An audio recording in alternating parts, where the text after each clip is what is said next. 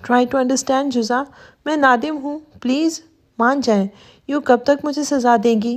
نواں میسج، میری تڑپ کا تماشا آپ خاموشی سے بیٹھ کر دیکھ رہی ہیں نا؟ میری طبیعت ٹھیک نہیں ہے، پلیز اس وقت ایسا مت کریں۔ میں جانتا ہوں میں نے اپنا وعدہ توڑ کر پھر سے آپ کا دل دکھایا ہے، مگر میں مجبور تھا جزا، میری بات سمجھے، میں بہت پریشان ہوں۔ 10واں میسج، جزا نے دھڑکتے دل کے ساتھ اس کے باقی کے 34 میسج بھی پڑھ ڈالے تھے جو کم و بیش اسی طرح کے تھے۔ محشم کے لفظوں کی شدت اس کے دل کو اپنی طرف کھینچ رہی تھی۔ اس کا چہرہ بے اختیار سرخ پڑ کے نم ہو گیا تھا۔ اس نے اپنے چہرے پہ ہاتھ پھیرتے ہوئے گہری سانس سے لے کر خود کو کمپوز کیا تھا۔ اس کے میسیجز پڑھ کر دل ٹرین کی رفتار سے بھاگنے لگا تھا۔ اف محشم، میں کیا کروں آپ کا؟ یہ کون سے طریقے اپنائے ہوئے ہیں؟ آپ کا یہ دھوپ جیسا چھاؤں جیسا روپ مجھے پہلے دن سے حیران کر رہا ہے۔ آپ کو واقعی سمجھنا مشکل ہے۔ وہ خود کلامی کرتے ہوئے اپنے دل پر ہاتھ رکھ کر دھڑکنوں کا شور سننے لگی تھی۔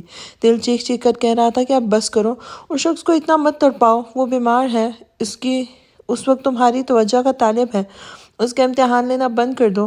مگر دماغ ہر بار اسے تنبیہ کر رہا تھا، نہیں جزا، ایک بار پھر اس شخص کی باتوں میں مت آنا، اپنی عزت نفس اور انا کی جیت کے لیے محشم کے سامنے اب مت جھکنا، محشم کو اس کے کیے کا احساس دلاؤ۔ اگر آج تم نے اس پر رحم کر کے ہار مان لی تو وہ زندگی بھر تمہیں یوں ہی سب کے سامنے دو کوڑی کا کر کے تنہائیوں میں مناتا رہے گا۔ اور وہ دماغ کی تنبیہ سن کر رک گئی تھی، ٹھہر گئی تھی، اور ساتھ ہی اسے کل کے پورے دن کی تڑپ، اپنے آنسوؤں، رات بھر مانگی گئی دعائیں اور بدلے میں محشم کی دی گئی ذلت بھی یاد آئی تھی۔ ساتھ ہی ان بھائیوں کے تاسف بھرے چہرے بھی اس کے دماغ میں گھومنے لگے تھے، جو ہر بار محشم کے بے عزت کرنے کے بعد جزا کو ترہم بھری نگاہوں سے دیکھنے لگتے تھے۔ وہ بس یہیں آ کر جزا بلبلا اٹھی تھی اور اس نے دل کی آوازوں کو انسنا کر دیا تھا، دماغ کے فیصلے کو دل پر ترجیح دے ڈالی تھی۔ دماغ دل پر حاوی ہو گیا تھا، اس لیے اس نے سارے میسیجز پڑھنے کے بعد اب آخری میسیج اوپن کیا تھا۔ اچھا، نہیں بات کرنی ہے آپ کو مجھ سے؟ اوکے، پھر میں بھی دوائی نہیں لوں گا، چاہے کتنے ہی سانس ٹوٹے۔ اچھا ہے، سانس بند ہوگی تو پیچھا چھوٹے گا آپ کا مجھ سے، پھر احساس ہوگا آپ کو۔ یہ دھمکی بھرا میسیج محشم کا آخری میسیج تھا، جسے پڑھ کے وہ حقیقتاً پریشان ہو گئی تھی۔ تبھی بھاگے بھاگے اپنے روم سے باہر نکلی تھی اور اس نے تینوں خرگوشوں کے روم کا دروازہ پیٹ ڈالا تھا۔ خدا خیر کرے بھابھی صاحبہ، یہ اتنی رات کو اتنے خطرناک انداز میں دروازہ کیوں پیٹ ڈالا؟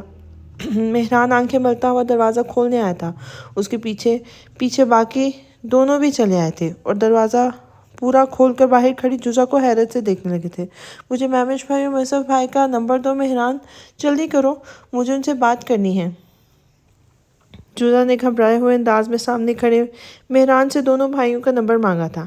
خیریت تو ہے نا بھابھی؟ مہران جلدی سے دونوں بھائیوں کا نمبر جزا کے فون پر سیو کر دیا تھا، کیونکہ اسے بھائیوں کے نمبر زبانی آتے۔ تمہارے بھائی کو پاگل پن کا دورہ پڑ گیا ہے، صبح ایسے بہیو کر رہے تھے جیسے مجھے جانتے تک نہیں یا میں کوئی ناپسندیدہ ہستی ہوں ان کے لیے۔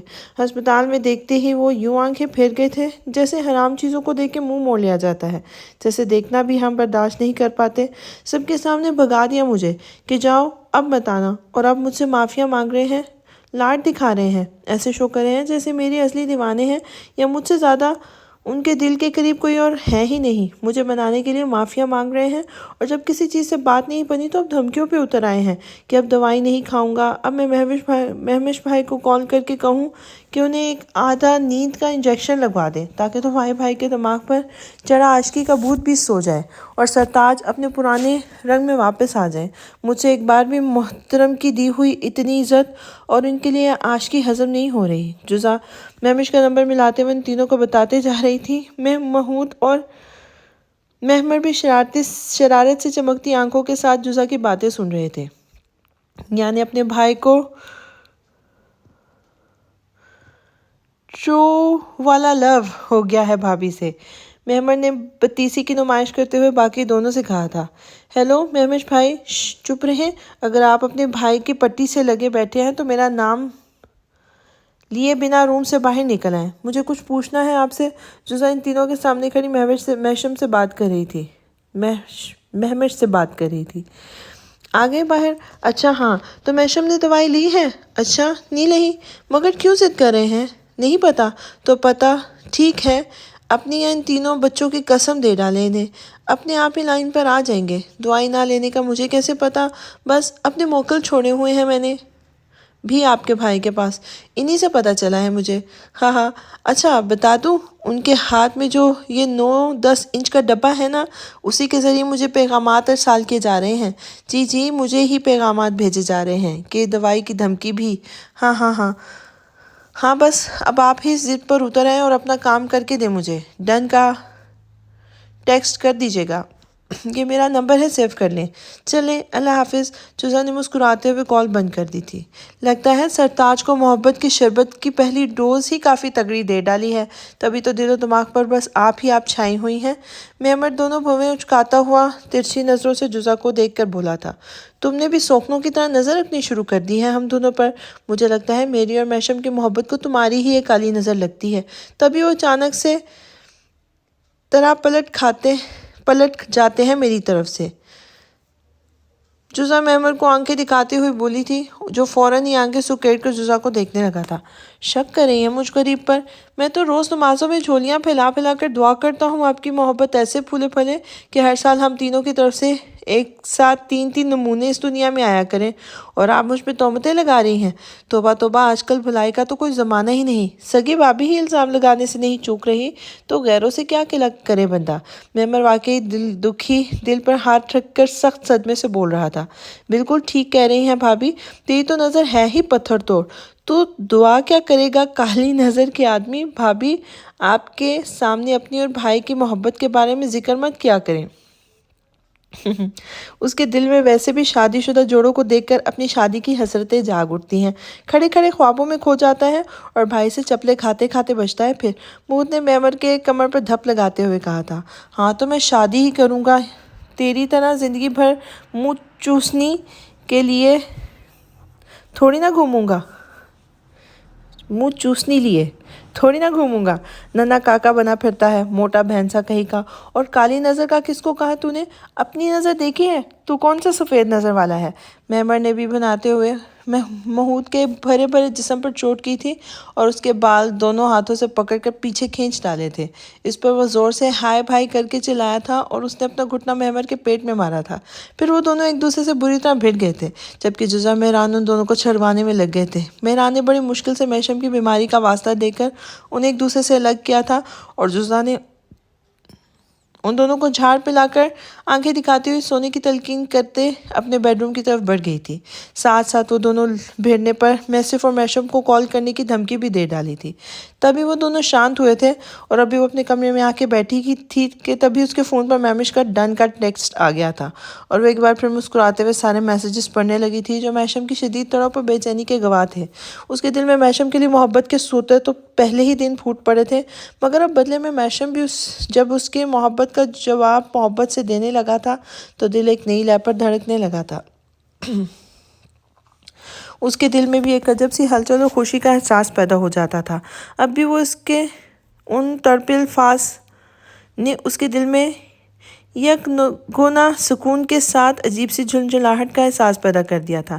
یعنی وہ میشم ابراہیم کے لیے اب اتنی ضروری ہو گئی تھی کہ اس کی ناراضگی اور اداسی نے میشم کے دل کو بے سکون کر ڈالا تھا۔ وہ اس کی آواز سننے اور اس سے بات کرنے کا شدت سے متمنی تھا۔ وہ سرشار سی سوچتی ہوئی فون ایک طرف رکھ کے اطمینان سے لیٹ گئی تھی، اور پھر جلدی ہی اسے نیند نے آ لے لیا تھا۔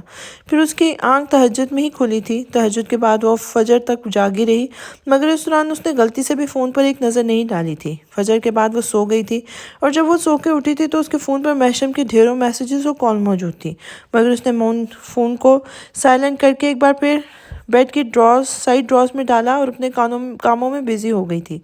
سارا دن اس نے اپنے فون کو ہاتھ نہیں لگایا، کیونکہ وہ رات میں ہی آرام سے لیٹ کر وہ سارے بے چین پیغامات پڑھنا چاہتی تھی۔ رات کو سونے سے پہلے بستر پر دراز ہوتے ہوئے اس نے اپنا فون ہاتھ میں پکڑا تھا اور میشم کے میسیجز کا ڈھیر ایک ساتھ پڑھا تھا۔ ایک کے بعد ایک میسیج پڑھتے ہوئے اس کے دل میں عجیب سی گدگدی ہوئی تھی۔ ہر میسیج پہ موصوف نے اپنے دل کا حال بیان کیا ہوا تھا۔ آج تو درد بھری غزلوں کے ساتھ ہجر و وصال سے بھرپور شعر بھی موجود تھے، اور آخر میں جزا کے روٹنے کے بعد اپنی نیند، چین، سکون کا روٹ جانا، جزا سے معافی مانگنا اور اس کی آواز نہ سننے کے لیے ترسنے اور تڑپنے کی داستانیں بھی موجود تھی۔ میشم کے الفاظ اس کی شدتوں کا مظہر تھے، اور یہی چیز جزا کے دل کو یہ احساس دلانے کو کافی تھی کہ میشم کہ دل میں اس کی کافی گہری جگہ بن چکی ہے۔ اس کا دل اب بھی کہہ رہا تھا کہ وہ محشم کو معاف کر دے، مگر کہ دل کی دہائیوں کو اس نے پھر سے انسنی کر دیا تھا۔ ابھی تو اسے محشم کی تڑپ کو اور مزہ لینا تھا، اسے اپنے آنسوؤں کا حساب لینا تھا۔ اس کی بے بسی کا تماشا وہ بھی ایسے ہی دیکھنا چاہتی تھی جیسے وہ اس کی بے بسی کا تماشا دیکھا کرتا تھا۔ اسی لیے اس کے میسیجز دیکھ کے اس نے دل کی پکار کا گلا گھونٹ کر فون ایک طرف ڈال دیا تھا اور فون بیڈ پر پھیل کے لیٹ گئی تھی۔ محشم کے نہ ہونے سے اس کے پورے بیڈ پر جزا کی اجارہ داری تھی۔ وہ تہجد اور فجر میں اٹھتی تھی تو نیند میں بھی جلد ہی اس پر مہربان ہونے لگی تھی، اس لیے ابھی وہ جلد ہی سو گئی تھی۔ اور پھر محشم کے کالز اور میسیجز کا سلسلہ اسی طرح چل نکلا تھا۔ وہ روز جب سو کے اٹھتی تھی، محشم کے ڈھیروں میسیجز اور کال اس کی فون سکرین پر موجود ہوتے تھے، جنہیں نظر انداز کر کے وہ فون سائلنٹ موڈ پر لگا کر اپنے کاموں میں لگ جاتی تھی۔ کالز اور میسیجز کا ڈھیر دن بھر اس کے فون پر لگا رہتا اور وہ سارا دن اسے میسیجز کرتا رہتا۔ وہ بس رات میں اپنا فون چیک کر لیا کرتی تھی، پورا دن فون کو ہاتھ نہیں لگاتی تھی۔ اس دوران اس نے ان تینوں خرگوشوں کو بھی اپنے ارادے بتا ڈالے تھے۔ تبھی 2-3 بار مہمر، محمود اور مہران کے فون پر محشم کی کال آئی تھی تو وہ تینوں بھائی اشارے سے اسے بہانہ پوچھتے کہ بھائی سے کیا کہیں۔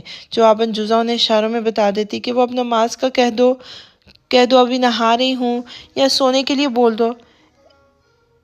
اس طرح وہ تینوں خرگوش اپنے بھائی کا ساتھ دیتے ہوئے محشم سے غداری کر رہے تھے۔ پھر 1-2 بار کھانا لینے آئے مہمش نے بھی اسے محشم سے بات کرنے کا پیغام دے ڈالا تھا، مگر جوزا نے اسے بھی اپنے بہانوں سے اپنے سر تاج کو ٹالنے کا کہہ دیا تھا، اور یوں پورے 5 دن جوزا نے محشم کو جی بھر کے تڑپایا تھا۔ اور پھر آج صبح ہی اسے محمود سے پتہ چل گیا تھا کہ شام تک محشم گھر واپس آ رہا ہے۔ مہمش نے بھی اسے فون کر کے خصوصاً بتا دیا تھا، اس لیے جوزا نے فوراً صبح تکون کے ساتھ ایمرجنسی میں کچن میں رکھی گول میز پر بیٹھتے ہوئے ایک گول میز کانفرنس منعقد کر ڈالی تھی، اور پھر 3 خرگوشوں کے ساتھ اس نے محشم کو نچانے کی پلاننگ شروع کر دی تھی۔ جزا کو آج کے دن اپنے سر تاج کو جم کر ڈانس کروانا تھا، وہ بھی اپنے پسند کے سانگ پر بنا کسی قسم کا ترس کھائے۔ اسی لیے اس نے تینوں خرگوشوں کو اچھی طرح ان کا کام سمجھا دیا تھا۔ اب اسے بے چینی سے انتظار تھا شام ہونے کا، اس لیے وہ اطمینان سے اپنے کاموں میں لگ گئی تھی۔ صفائی اور کھانے کے بعد اس نے مہران کے ساتھ مل کر رات کا کھانا بھی شام سے پہلے بنا کر رکھ دیا تھا۔ کچن سے فارغ ہو کر وہ نہا کر آئی تو شام گہری ہو چکی تھی، مغرب ہونے والی تھی۔ نہا کر دوپٹہ نماز کے سٹائل میں باندھ کر وہ مغرب پڑھنے کھڑی ہو گئی تھی، کیونکہ اذانیں ہو چکی تھی۔ نماز پڑھ کر وہ باہر ہال میں چلی آئی تھی اور ان تینوں کے ساتھ چائے پیتے وہ آرام سے مہمش کو ٹیکسٹ کرتی اس کے آنے کا پوچھنے لگی تھی۔ مہمش کا رپلائی فوراً آیا تھا اور وہ گھر کے پاس ہی تھا، اور جب ان کی گاڑی گھر کے گیٹ کے پاس رکی تو محشم نے اسے ریجٹ کا میسج کر دیا تھا، اور یوں ان کا انتظام تمام ہوا تھا۔ مہمش نے وعدے کے مطابق جزا کا واقعے میں ساتھ دیا تھا۔ وہ گاڑی کا ہارن سن کر ان تینوں کو انگوٹھا دکھا کر اپنا موٹر سنبھالنے کی ہدایت دیتی ان کے روم میں جا کر لاکڈ ہو گئی تھی، اور اپنا فون وائبریشن موڈ پر لگا کر ڈائننگ ٹیبل پر رکھ دیا تھا۔ تبھی فون وائبریٹ ہوا تو اس نے لپک کر کال پک کرتے ہوئے کان سے لگا لیا تھا۔ یہ بھی ان کی پلاننگ میں شامل تھا کہ جزا کے اندر جاتے ہی محمود اسے کال کرے گا تاکہ وہ محشم کی باتیں سن سکے، اور محمود نے واقعی سب سے نظر بچاتے ہوئے جزا کو کال کر کے اپنا فون ہاتھ میں پکڑ کر ایک دوسری ایپ کھول لی تھی۔ مہمر، جزا کہاں ہے؟ نظر نہیں آ رہی۔ کافی دیر سے بھائیوں سے باتوں کی آوازیں آتی رہیں، اور پھر اچانک مہمش کی بے قرار آواز سنائی دی تھی۔ جزا کا دل بے اختیار زور سے دھڑکا تھا۔ پورے 5 دن بعد یہ آواز سن رہے تھے۔ بھائی، وہ بھابھی مہران کا اور محمود کا فزکس کا اسائنمنٹ بنا رہی ہیں ہمارے روم میں، اس لیے یہاں نظر نہیں آ رہی۔ یہ مہمر کی آواز تھی۔ جزا نے بے اختیار اپنے سپورٹرز کی ایکٹنگ کو سراہا تھا۔ تم آخر کیوں نہیں کر رہے اپنا کام؟ مہمش کی جھنجھلائی آواز پر وہ دونوں منہ پہ ہاتھ رکھ کے ہنس پڑی تھی۔ بھائی، آپ نے ہمیں 5 دن سے کالج جانے ہی نہیں دیا۔ ہمارے لیے کلاس میٹ کی کال آئی تھی کہ ہمیں پرسوں تک یہ اسائنمنٹ جمع کروانی ہے۔ اب آج آپ بھی آپ آ رہے ہیں تو اسی خوشی میں ہم سے کچھ ہو ہی نہیں رہا۔ ہم تو اب بھی آپ کے آنے سے پہلے آس پاس کے گھروں میں مٹھائی بانٹنے نکلے ہوئے تھے، اس لیے بھابھی ہمارا کام کرنے بیٹھ گئی۔ مہران کی چہکتی ہوئی آواز۔ جوزا نے خود سے وعدہ کر لیا تھا کہ وہ ان تینوں کو کل پکا چیز بیسٹ پیزا بنا کر کھلائے گی، کیونکہ وہ تینوں ایکٹنگ کے ساتھ ساتھ سچائی سے جھوٹ بول رہے تھے۔ اب میشم کی آواز آنی بند ہو گئی تھی۔ بھائی آپ جا کر ریسٹ کیوں نہیں کر لیتے؟ کب تک یہاں بیٹھیں گے؟ اندر چلیں اور تم تینوں بھی اب جا کر اپنا کام کرو خود۔ بھابھی کو بولو رات کے کھانے میں بھائی کے لیے دلیا بنا دیں۔ یہ میسف کی آواز تھی، یعنی میشم اب روم میں جانے والا تھا۔ جوزا نے فون کاٹ کر ایک طرف رکھ دیا تھا، تبھی اسے روم کے دروازے پر کھڑکھڑاہٹ کی آواز آئی تھی۔ کوئی دروازے کے نوب کو گھمانے کی کوشش کر رہا تھا۔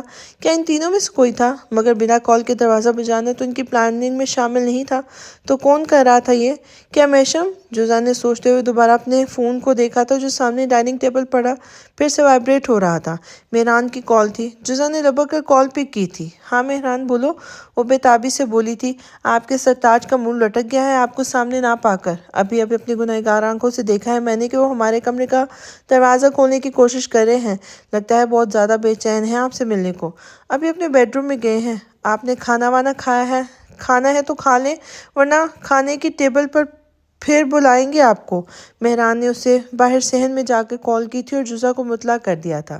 ہاں ٹھیک ہے، تم ایک کام کرو، مجھے کھانا گرم کر کے روم میں دے دو، اور سنو، دن کو جو آلو کے پراٹھے بنائے تھے ان کا آٹا اور آلو کا میزہ فریج میں رکھا ہے، مجھے پراٹھے بھی کھانے ہیں، بنا کر دے جانا، اور ساتھ میں اچار اور دہی رکھ دینا۔ ابھی شام کے لیے جو پلاؤ اور چاؤمن بنایا ہے وہ بھی لازمی لانا، اور گلاب جامن رکھے ہیں فریج میں، گرم کر کے وہ بھی لے آؤ۔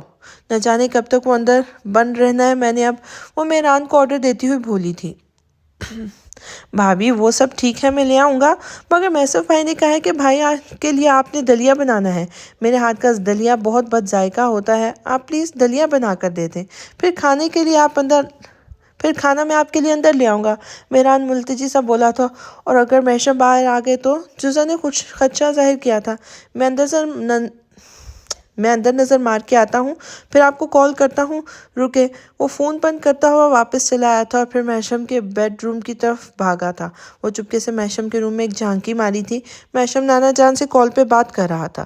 پرفیکٹ۔ مہران جلدی سے واپس بھاگا تھا، تبھی اس کی نظر کچن پہ پڑی تھی۔ اندر محمود اور محمد کھڑے تھے۔ کیا کر رہے ہو تم دونوں یہاں؟ مہران نے محمد سے پوچھا تھا۔ میسف بھائی نے چائے کے لیے بولا، بھائی کے لیے وہی بنا رہا ہوں، اور تم بھابھی کو اندر بلا لو، دلیاں بنا دیں گی۔ مجھے تو آتا نہیں، محمود بھی بٹیاروں کی طرح روٹیاں بنانے میں ایکسپرٹ ہے، اور تیرے ہاتھ کا دلیا اللہ دشمن کو بھی نہ کھلائے۔ ایک بار مجھے بخار میں بنا کر کھلایا تھا، 6 دن میرا منہ کڑوا رہا، اس لیے بھابھی کو بلا اندر سے کہ سرتاج کے لیے تھوڑی سی زحمت کر لے، محمد نے چائے میں دودھ ڈالتے ہوئے کہا تھا۔ تبھی میسف بھی ہال سے نکل کر کچن میں چلا آیا تھا۔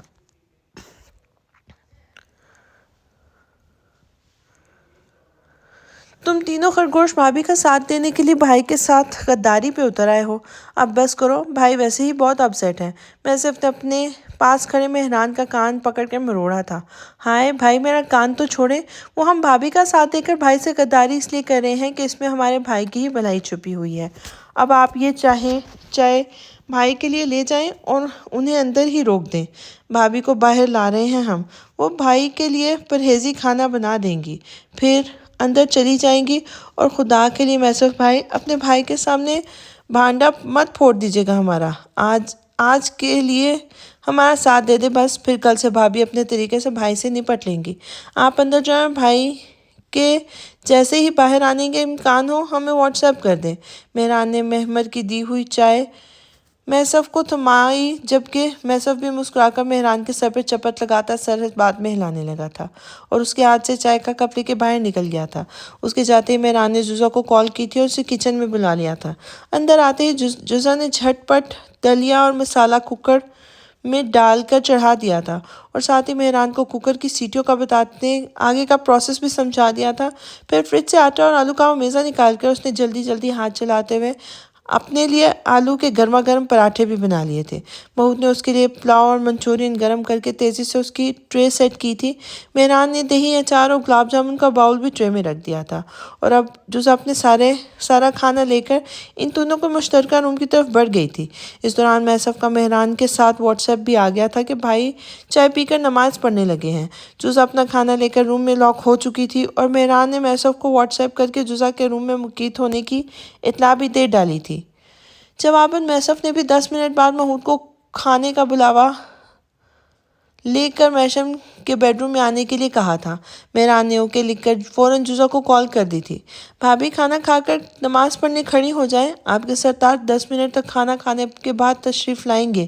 وہ کچن کے دروازے سے گردن باہر نکال کر میشم کے روم کی طرف جھانکتا ہوا دھیرے سے بولا تھا۔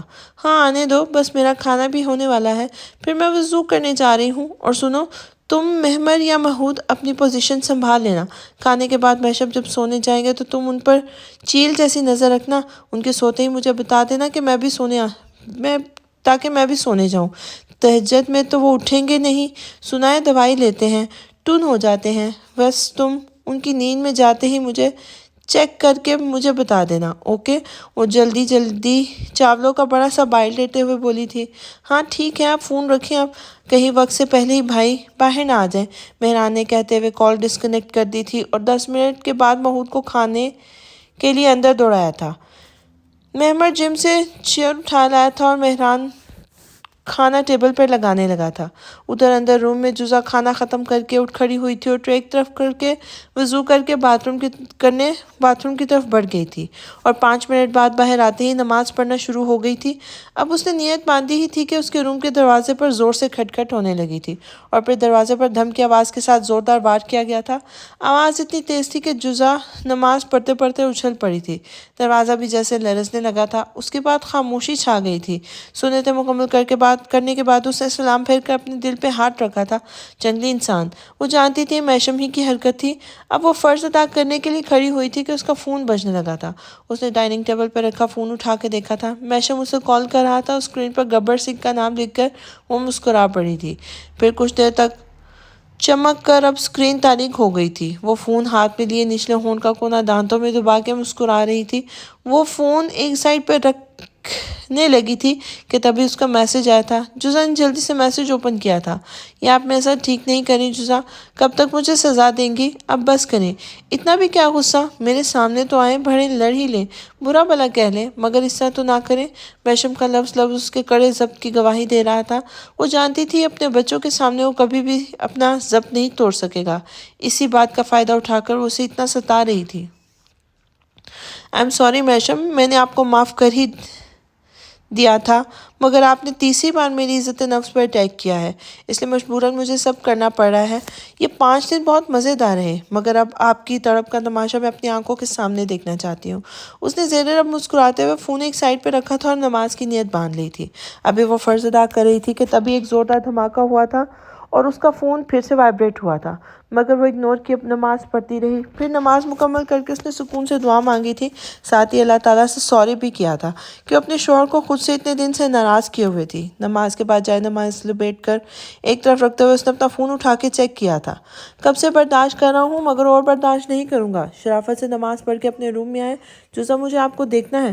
میسج میں میشم کی جھلجھلاہٹ جزا کو مسکرانے پر مجبور کر رہی تھی۔ سوری مائی ڈیئر ہبی، میں روم میں ضرور آؤں گی، مگر آپ کے سونے کے بعد۔ وہ فون ہاتھ میں لیے اطمینان سے صوفے پہ جا کے نیم دراز ہو گئی تھی۔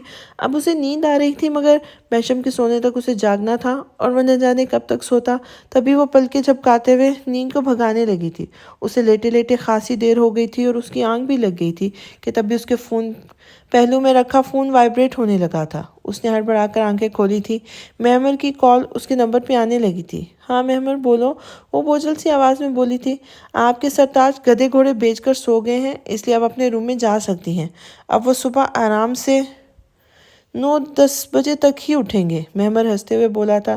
تبھی وہ پوری آنکھیں کھول کر جھٹکے سے اپنی جگہ سے اٹھی تھی اور دروازہ ان لاک کر کے ہال میں باہر آئی تھی، جہاں وہ پانچوں بھائی ایک دوسرے کے ساتھ بیٹھے تھے اور اندر آتی جزا کو دیکھ کے مسکرانے لگے تھے۔ بھابھی اب بس کر دیں، ہمارے بیچارے بھائی پر رحم کر لیں تھوڑا، کب تک یہ ظالم بیوی بن کے انہیں ستاتی رہیں گی؟ ہم نے بھائی کو اتنا بے چین اور آزردہ زندگی میں کبھی نہیں دیکھا، وہ ہمارے سوا بھی کبھی کسی کے لیے یوں پریشان نہیں ہوئے۔ But hats of two you lady, واقعی آپ وہ عظیم لڑکی ہیں جس نے ہمارے اکھڑ سے بھائی کو یوں چٹکیوں میں اپنی تال پہ نچا کر رکھ دیا ہے، مصرف ہنستے ہوئے بولا تھا، جبکہ جزا بھی اس کی بات سن کر شرارت سے مسکرائی تھی۔ آپ کے بھائی نے ٹھیکہ بھی تو لیا ہوا ہے نا؟ مجھ پہ پنگے لینے کا، اس لیے بھگت رہے ہیں۔ جزا کو بہت ہلکے میں لیا ہوا تھا انہوں نے۔ اب پتہ چل گیا ہوگا بے نیازی کس بلا کا نام ہے۔ وہ ناک چڑھا کر بولتی ان سب کو مسکرانے پر مجبور کر گئی تھی۔ اچھا اب بھی سونے جائیں، اور تم تینوں کیا دانت نکال رہے ہو؟ جاؤ سونے، اور خبردار جو کل تم میں سے کسی نے بھی مستی کی تو بھابھی آپ بھی ان تینوں کے ساتھ مل کر کل کوئی شرارت نہیں کریں گی، اوکے؟ وہ بیمار ہیں، ابھی ان کے لیے تھوڑا سا خیال رکھیں۔ مہوش چہرے پر مصنوعی سنجیدگی طاری کرتے ہوئے بولا تھا۔ اس کی بات پر تینوں سمیت جزا نے بھی زور و شور سے اس بات میں سر ہلایا تھا، اور اب وہ تینوں کے ساتھ اپنے روم کی طرف بڑھ گئی تھی۔ یار یہ کیا؟ نانا ابا نے ہمارے شریف النفس بھائی کو چلتا پھرتا پٹاخہ تھما دیا ہے۔ 5 دن میں ASP صاحب کو دن میں تارے دکھا دیے انہوں نے۔ اب آگے اللہ ہی وارث ہے ہمارے بھائی کا۔ ان چاروں کے جانے کے بعد مہوش نے تعصب سے سر ہلا کے بولتا ہوا صوفے پر بیٹھ گیا تھا۔ پٹاخے کو آگ بھی تو بھائی نے ہی دکھائی ہے نا؟ مؤسف بولتا ہوا اپنے کہکے کو روک نہیں پایا تھا، اور چھوٹے بھائی کو یوں ہنستے دیکھ کر مہوش بھی اس کے ساتھ ہنسنے لگا تھا۔ رائن علی کے ساتھ علی کے بابا کی مسجد میں چلا آیا تھا۔ عشاء کی نماز ہو چکی تھی اور اس وقت مسجد میں کافی لوگوں کا ہجوم لگا ہوا تھا۔ اوہ میں بھول ہی گیا، آج تو پاکستان کے بہت مشہور عالم دین مسجد میں اپنی تبلیغی جماعت کے ساتھ آئے ہوئے ہیں، ان کا بیان آج یہاں ہے۔ چلو رائن، میں تمہیں مولانا صاحب سے بھی ملواؤں گا، وہ تمہیں بہت اچھی طرح گائیڈ کر دیں گے۔ علی اپنے سر پہ ہاتھ مارتا ہوا بولا تھا، پھر اپنی اور رائن کے جوتے ایک طرف رکھ کے وہ اسے اپنے ساتھ لیے اندر مسجد کے صحن میں گیا تھا۔ یہ ایک بڑے پیمانے پر تعمیر شدہ مسجد تھی جو چاروں طرف سے بند تھی۔ مسجد کا ایک کھلا صحن کھلا تھا، تیز لائٹس کی روشنی میں سب کچھ جیسے روشن ہو رہا تھا۔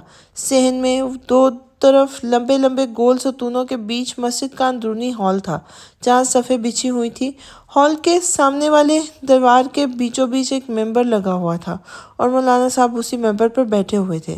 مولانا صاحب کی وجہ سے یہاں لوگ کافی تعداد میں جمع تھے، اس لیے علی رائن کو لیے مولانا صاحب کے بالکل سامنے والی لائن میں جا کے بیٹھ گیا تھا۔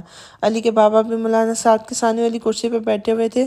ان کی نظر علی اور اس کے ساتھ اندر آتے اسی کے عمر کے خوبصورت گورے لڑکے پر پڑی تھی جو ہچکچاتا ہوا بھیڑ کے بیچ سے نکل کر سب سے آگے والی لائن میں آ بیٹھا تھا۔ علی نے تعظیماً اٹھ کر اپنے بابا اور مولانا کو سلام کیا تھا۔ اس کی دیکھا تھا کہ رائن بھی اٹھ کھڑا ہوا تھا۔ علی کے بابا نے مسکراتے ہوئے بیٹے کے سلام کا جواب دیا تھا اور رائن کے سر پہ بھی پیار سے ہاتھ پھیرا تھا۔ پھر وہ مولانا صاحب کو علی سے ملوانے لگے تھے۔ مولانا صاحب نے بھی کھڑے ہو کر مسکراتے ہوئے علی کو گلے لگایا تھا اور اس کے ساتھ کھڑے رائن کو بھی گلے لگایا تھا۔ کیا نام ہے بیٹا آپ کا؟ مولانا صاحب نے اردو میں پوچھا تھا، جس کا علی نے انگلش میں ترجمہ کر کے رائن کو بتایا تھا۔ رائن اینڈرسن، وہ جھجکتے ہوئے بولا تھا۔ اسے ڈر تھا کہ اس کے عیسائی ہونے کو سن کے مولانا کے تیور بدل نہ جائیں، مگر اسے حیرت جب ہوئی تھی جب اس کا نام سن کر بھی ہنوز مسکراتے رہے تھے۔